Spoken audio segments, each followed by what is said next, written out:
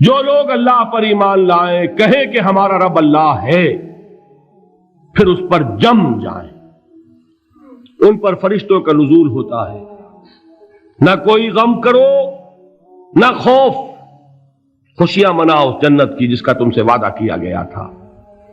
اللہ کی ربوبیت پر اطمینان جب انسان کو ہو جاتا، میرا رب اللہ ہے، ربی اللہ، انسان کے لیے نہ کوئی کھٹکا، نہ کوئی خطرہ، نہ کوئی خوف، نہ کوئی حزن۔ جو کچھ ہو رہا ہے کس کے اذن سے ہو رہا ہے؟ اللہ کے اذن سے۔ اللہ کے اذن کے بغیر پتا تک نہیں ہلتا۔ یہ کوئی اندھا بہرا مادہ نہیں ہے جس سے مجھے کوئی خوف ہو۔ اندھا بھینسا چلا آ رہا ہو اس سے تو ڈرنے کا ہر انسان کو ڈرنا چاہیے، نہ معلوم کس کو ٹکر مار دے، لیکن نہیں، اس کائنات کو چلانے والا ایک سمیع و بصیر خدا ہے، وہ جو میرا دوست ہے، میرا ولی ہے۔ اللہ ولی الذین آمنوا یخرجہم من الظلمات الی النور۔ اللہ اہل ایمان کا ولی ہے، ساتھی ہے، پشت پناہ ہے، مددگار ہے، حمایتی ہے۔ بتائیے جسے یقین ہو جائے کہ اللہ میرا مددگار، اللہ میرا محافظ، اللہ میرا پشت پناہ، اللہ میرا حمایتی، اس کے لیے کوئی خوف ہوگا؟ اس سے کوئی ڈر ہوگا؟ میں مثال دیا کرتا ہوں ایک بہت سادہ، پنجاب کے دیہات کی۔ تو بڑا چودھری ہے اور کوئی غریب کسان ہے، اس غریب کسان کے جانوروں کو ہر وقت اندیشہ ہوگا چوری کا، کوئی میری بھینس کھول کر نہ لے جائے، کوئی میرا بیل کھول کر نہ لے جائے۔ لیکن جس کے بارے میں یہ سب کو معلوم ہو کہ وہ جو بڑا چودھری ہے وہ اس کا دوست ہے، اس کی بچیا کو کوئی خوف ہوگا؟ اس کی بھینس پر کوئی ہاتھ ڈالے گا؟ اسے کوئی اندیشہ ہوگا؟ نہیں۔ کیوں؟ کہ وہ بڑا چودھری، بڑا اس کا یہاں کا سردار، جاگیردار، سب کو معلوم ہے وہ میرا دوست ہے، کوئی میرے خلاف اقدام نہیں کر سکتا۔ اس دنیا میں یہ چھوٹی سی بات اگر آپ کے دلی اطمینان اور سکون کا باعث بن سکتی ہے تو ذرا تصور کیجئے۔ میں لفظ تصور استعمال کروں گا صرف اس لیے کہ اس کا ہم جس کو کہتے ہیں ادراک اور شعور کر نہیں سکتے، اگر کے ساتھ کر سکتے۔ اگر یقین ہو کہ اللہ میرا مددگار اور یقین ہو کہ اللہ ہر آن میرے ساتھ ہے، پھر کوئی خوف، کس کا خوف؟ کوئی شے اللہ سے بالا تر ہے؟ کوئی قوت اس سے زیادہ طاقتور ہے؟ کوئی اس کے ارادے کو بدلنے والا ہے؟ کوئی اس کی مشیت کے آڑے آنے والا ہے؟ یہی بات ہے جو حضور نے فرمائی، یہ ایمان کا حاصل ہے لب لباب، کہ دیکھو اچھی طرح اس بات کو ذہن نشین کر لو، اگر تمام انسان مل کر تمہیں کوئی نقصان پہنچانا چاہے نہیں پہنچا سکتے، مگر جو کچھ اللہ نے لکھ دیا ہو، اور تمام انسان مل کر تمہیں کوئی نفع پہنچانا چاہے نہیں پہنچا سکتے، مگر وہ شے جو اللہ نے طے کر دی۔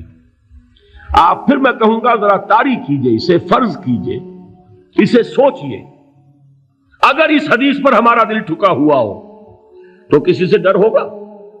یہ مجھے نقصان نہ پہنچا دے، یہ میری رپورٹ خراب نہ کر دے، یہ میری انکریمنٹ نہ رکوا دے، یہ میرا یہ نہ بگاڑ دے، یہ میرا یہ نقصان نہ پہنچا دے۔ اس کا ڈر، اس کا ڈر، اس کا خوف، اس کی خوشامد، اس کے لیے جا کر طرح طرح سے اپنی عزت نفس کو ذلیل کروانا اس کے سامنے، یہ سب کچھ کیوں کرتا ہے انسان؟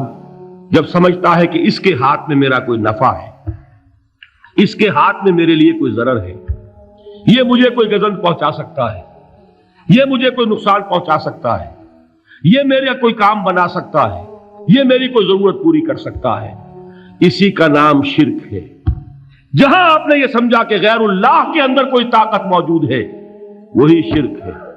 بتوں سے تجھ کو امیدیں، خدا سے نو امیدی، مجھے بتا تو صحیح اور کافری کیا ہے؟ شرک تو یہ ہے۔ جس پر بھی تمہیں یہ خیال ہے، کلمہ ہے یہ کلمہ سوم، لا حول ولا قوت الا باللہ، ذرا اس پر دل کو کبھی اگر آپ تصور کریں پھر فرض کریں دل ٹھک جائے اس پر، کوئی طاقت نہیں۔ یہی بات تھی جو شیخ عبد القادر جیلانی رحمت اللہ علیہ نے اپنی وصیت میں اپنے بچے سے کہی۔ 11ویں دینے والے ہیں، لیکن حضرت شیخ عبد القادر جیلانی کی وصیت اور تعلیمات کو کتنے لوگ ہیں کہ جانتے ہو؟ یہ جن مقامات تک پہنچے ہیں وہ کس چیز کی بدولت پہنچے ہیں؟ انہوں نے جو پیغام دیا وہ کیا تھا؟ اے میرے بچے، جس طریقے سے قرآن مجید میں حضرت لقمان کی نصیحتیں جو ہے نقل کر دی گئی ہیں، میں یہ عرض کروں گا بالفرض اگر قرآن حضرت عبد القادر جیلانی کے بعد نازل ہوا ہوتا تو شیخ عبد القادر کی یہ نصیحتیں بھی قرآن میں درج ہوتی۔ اتنی اونچی نصیحتیں ہیں۔ اے میرے بچے، اس حقیقت کو ذہن نشین کر لے، لا فاعل فی الحقیقت ولا مؤثر الا اللہ۔ اس کائنات میں نہ کوئی فاعل حقیقی ہے نہ مؤثر حقیقی ہے سوائے اللہ کے۔ کسی شے میں کوئی تاثیر نہیں اگر اللہ نہ چاہے۔ آگ جلا نہیں سکتی اگر اللہ نہ چاہے، پانی ڈبو نہیں سکتا اگر اللہ نہ چاہے، زہر ہلاک نہیں کر سکتا اگر اللہ نہ چاہے، کوئی چیز فائدہ نہیں پہنچا سکتی اگر اللہ نہ چاہے۔ تو در در پہ کیوں سر جھکاتے ہو؟ در در پر کیوں جبیں سائی کرتے ہو؟ سب کے سامنے کیوں ہاتھ پھیلاتے ہو؟ ایک اللہ سے مانگو، ایک اللہ کے سامنے زمین پر اپنی جبین رکھو۔ لا فاعل فی الحقیقت ولا مؤثر الا اللہ۔ نظر آتا ہے ہمیں کہ پانی پیاس بجھا دیتا ہے، پیاس بجھانے کی صلاحیت پانی میں نہیں ہے، اللہ کے اذن سے۔ کھانا بھوک مٹا دیتا ہے، بھوک مٹانے کی صلاحیت کھانے میں نہیں ہے، اذن رب میں ہے۔ دیکھیے یہی یقین تھا۔ حضرت موسیٰ علیہ السلام کا واقعہ یاد کیجئے، سامنے سمندر آ گیا ہے، قوم دیکھتی ہے پیچھے کہ گرد و غبار کا طوفان ہے۔ معلوم ہوا کہ فرعون اپنے لشکر سمیت آ گیا ہے۔ لشکر جب چلتا تھا تیز رفتاری کے ساتھ تو گرد و غبار کا جو طوفان اٹھتا تھا اس کا تصور کیجیے، اور لمحہ بلمحہ وہ قریب آ رہا ہے۔ پوری قوم نے کیا کہا؟ اے موسیٰ انا لمدرکون، اے موسیٰ ہم تو پکڑے گئے۔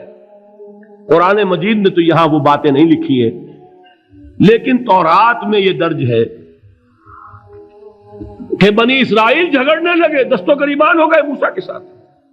موسیٰ ہمیں یہاں مروایا لا کر، اس سے تو ہم ہی بہتر تھے، وہاں کھانے کو ملتا تھا، زندگی تو تھی، بیگار ہم کر رہے تھے، موت تو نہیں تھی۔ اب جو کچھ ہوگا اس کا تصور کرو، جس طریقے سے ہمارے ٹکڑے اڑائے جائیں گے۔ تو لڑ رہے ہیں حضرت موسیٰ علیہ السلام سے۔ یہ تورات کی تفصیل ہے، قرآن میں صرف اتنا آیا ہے، پریشان ہو کر انہوں نے کہا انا لمدرکون، موسیٰ ہم تو پکڑے گئے۔ اس وقت موسیٰ کا جواب کیا ہے؟ کلا ان معی ربی سیہدین، نہیں، میرے ساتھ میرا رب ہے، وہ راستہ دے گا۔ بتائیے کہاں راستہ نظر آ رہا ہے؟ یہ ہے ایمان بالغیب۔ راستہ نظر نہ آئے تب اللہ پر یقین ایمان ہے۔ جیب میں پیسے ہوں اور تب دل کو اطمینان ہے تو ایمان کس پر ہوا؟ پیسے پر، اللہ پر نہیں۔ جب وسائل و ذرائع نہ ہو اور پھر یقین ہو کہ اللہ مسبب الاسباب ہے، وہ اسباب کا پابند نہیں ہے، وہ اسباب کا محتاج نہیں ہے، اسباب اس کے محتاج ہے۔ اگر یہ یقین ہے تو اللہ پر ایمان ہے، یہ نہیں ہے تو تمہارا ایمان اسباب پر ہے، وسائل پر ہے، ذرائع پر ہے، مادیات پر ہے، اللہ پر نہیں۔ اس وقت کہاں راستہ تھا؟ کوئی راستہ تھا؟ سمندر ہے اور ادھر سے لشکر آ گیا ہے۔ کلا ان معی ربی سیہدین۔ اب دیکھیے ایمان کہہ دینا آسان ہے، ہوا معکم اینما کنتم، جہاں کہیں بھی تم ہوتے ہو اللہ تمہارے ساتھ ہوتا ہے، لیکن اس کا یقین قائم ہو جائے تو زمین و آسمان کا فرق واقع ہو جائے۔ یہی بات ہوئی حضور کے ساتھ۔ غار ہے، چھپے ہوئے ہیں محمد الرسول اللہ اور آپ کے وہ یار غار ابو بکر صدیق رضی اللہ تعالی عنہ۔ اقبال نے حضرت ابو بکر کی شان میں چند اشعار کہے صرف، لیکن واقعہ یہ ہے کہ بھاری بھاری نظموں پر اور قصیدوں پر بھاری ہے، طویل ترین نظمیں اور قصیدے ہوں ان پر بھاری ہے۔ ہمت ابو بکر کی ہمت جو ہے، کشت ملت را چو ابر، جیسے بارش سے کھیتی اپجتی ہے، ابو بکر کی ہمت اور عزیمت اس امت کو اسی طرح سینچنے والی ہے۔ ثانیے اسلام و غار و بدر و قبر، وہ دوسرے تھے اسلام میں، دوسرے پہلے کون تھے؟ انا اول المومنین، حضور فرماتے ہیں سب سے پہلا ایمان لانے والا میں، دوسرے ابو بکر۔ ویسے ہمارے ہاں یہ چلتا ہے اختلاف، حضرت علی پہلے ہیں کہ حضرت ابو بکر پہلے ہیں، لیکن اس میں بڑی خوبصورت تطبیق قائم کی ہے علماء نے، اور بہت صحیح ہے۔ چار کے بارے میں فیصلہ ہی مت کرو کہ کون پہلے ہے، ان کی ایک عجیب تقسیم کر دی ہے۔ آزاد مردوں میں، بالغ مردوں میں سب سے پہلے ابو بکر، بچوں میں سب سے پہلے علی، خواتین میں سب سے پہلے خدیجہ، اور غلاموں میں سب سے پہلے زید ابن حارثہ۔ بڑی پیاری تقسیم ہے، یہ چاروں ہی پہلے ہیں، ہر ایک کے لیے اولیت ہے۔ اور واقعہ یہ ہے کہ اگر زمانی اعتبار سے تعین ہوگا تو پہلے خدیجۃ الکبریٰ آئیں گی رضی اللہ تعالی عنہ، کسی اور سے بات کرنے کی نوبت بعد میں آ سکتی ہے، پہلے تو اہلیہ محترمہ سے بات ہوئی، آتے ہی پہلی وحی ہوئی ہے، ابھی تبلیغ کا حکم نہیں تھا، کس کو بتایا واقعہ؟ ابھی اپنی نبوت کی تبلیغ کا تو حکم ہی نہیں آیا، واقعہ کس کا ہے؟ وہ خدیجہ کا ہے۔ جب کہا ہے کہ خشیت علی نفسی، مجھے اپنی جان کا اندیشہ ہے، تو کیا جواب دیا خدیجہ نے رضی اللہ تعالی عنہا؟ وہ صدیقۃ الکبریٰ ہے۔ صدیقات جو ہے خواتین، ان میں چوٹی پر خدیجۃ الکبریٰ ہے رضی اللہ تعالی عنہا، اور صدیق جو مرد ہیں ان میں صدیق اکبر ہے ابو بکر صدیق رضی اللہ تعالی عنہ، لیکن صدیقات میں چوٹی پر۔ جب حضور نے فرمایا خشیت علی نفسی، کیا فرمایا؟ کیا عرض کیا؟ کیسے تسلی دی؟ نہیں نہیں، اللہ آپ کو ضائع نہیں کرے گا، آپ غریبوں کے ہمدرد ہیں، آپ مساکین کے تکالیف رفع کرنے والے ہیں، آپ بیواؤں کی سرپرستی کرتے ہیں، آپ مسافروں کی خدمت کرتے ہیں، اللہ آپ کو ضائع نہیں کرے گا، یہ یقین ہے اس خاتون کے اندر۔ خیر وہ ایک علیحدہ بات ہو جائے گی۔ میرے دل پر حضرت خدیجہ رضی اللہ تعالی عنہ کی شخصیت کا بڑا گہرا نقش ہے، جو وہ کوئی اور ہی وقت اور موقع ہوا تو بیان ہوگا۔ بہرحال اقبال نے ایک مصرے میں جو چار اولیتیں جمع کر دی ہیں، ہمتیں کشت امت را چو ابر، ثانی اسلام و غار و بدر و قبر۔ اسلام میں حضور کے بعد پہلے کون؟ ابو بکر۔ غار میں حضور کے ساتھ کون؟ ابو بکر۔ بدر کی رات اللہ کا رسول سربسجود، وہ گھاس پھوس کی جو جھوپڑی بنائی گئی تھی، اور وہاں تلوار ننگی لے کر پہرا دینے والا کون؟ ابو بکر۔ اور اس حجرہ عائشہ میں محمد کے بعد سب سے پہلے دفن ہونے والا کون؟ ابو بکر رضی اللہ تعالی عنہ وصلی اللہ علیہ وسلم۔ وہ جو معاملہ میں سنا رہا تھا غار ثور کا، حضرت ابو بکر بھی حضور کے خیال سے لرز گئے ہیں۔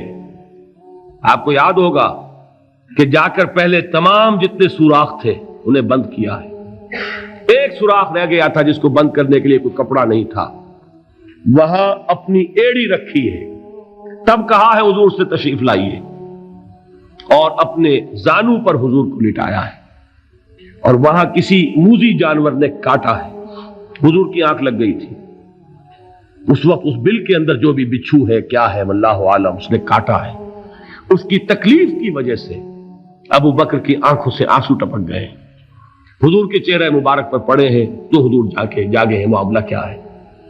ایڑی نہیں ہٹائی وہاں سے، مبادا وہ جانور وہاں سے نکل کر محمد الرسول اللہ کو کوئی گزن پہنچا دے، ابو بکر کی ایڑی ہے، جس طرح چاہے کھا لے، ختم کر دے، جان نکل جائے تب کوئی آنچ آئے، محمد پر تو آئے۔ لیکن جیتے جی نہیں، وہ ہے ابو بکر۔ حضور کے خیال سے اس وقت حضور نے پھر اپنا لعاب دہن لگایا ہے اور اس سے پھر آپ کی تکلیف ختم ہوئی۔ جیسے خیبر میں حضرت علی کی آنکھ دکھ رہی تھی، اس کو جو شفا حاصل ہوئی ہے وہ بھی حضور کے لعاب دہن سے ہوئی۔ تو بہرحال اس وقت انہوں نے کہا ہے کہ اے نبی یا رسول اللہ، اگر اس وقت ان میں سے کسی نے غیر ارادی طور پر بھی اپنے قدموں کی طرف جھانک لیا تو پکڑے جائیں گے۔ کیا جواب تھا اللہ کے رسول کا؟ لا تحزن ان اللہ معنا، اللہ ہمارے ساتھ ہے، کیوں گھبراتے ہو ابو بکر؟ یہ ہے ایمان باللہ، میرا مالک اللہ، میرا رازق اللہ، میرا محافظ اللہ، میرا مددگار اللہ، میرا پشت پناہ اللہ، میرا دوست اللہ۔ یہ دوستی ہے اللہ کی جو لب لباب ہے، حاصل ہے ایمان کا، اسی کا نام ولایت ہے۔ اولیاء اللہ کے سروں پر سینگ نہیں ہوتے، جس کے دل میں ایمان راسخ ہو چکا ہو وہی اللہ کا ولی ہے، جسے اللہ پر یقین ہو چکا ہے وہی اللہ کا ولی ہے، جسے یقین ہے اللہ میرے ساتھ ہے، میرا مددگار، میرا پشت پناہ، میرا ساتھی، میرا دوست، میرا محبوب، میرا محب۔ اللہ اہل ایمان سے محبت کرتا ہے۔ واللہ یحب الصادقین، ان اللہ یحب الذین یقاتلون فی سبیلہ صفا کانہم بنیان مرصوص۔ اللہ محبت کرنے والا، اہل ایمان محبوب، اور اہل ایمان محبت کرنے والے اللہ محبوب۔ والذین آمنوا اشد حبا للہ۔ آپ تصور کیجئے جسے یہ رشتہ ایمان یا رشتہ ولایت حاصل ہو جائے، الا ان اولیاء اللہ لا خوف علیہم ولا هم یحزنون، آگاہ ہو جاؤ، اللہ کے دوستوں کے لیے نہ کوئی خوف ہے نہ کوئی حزن ہے۔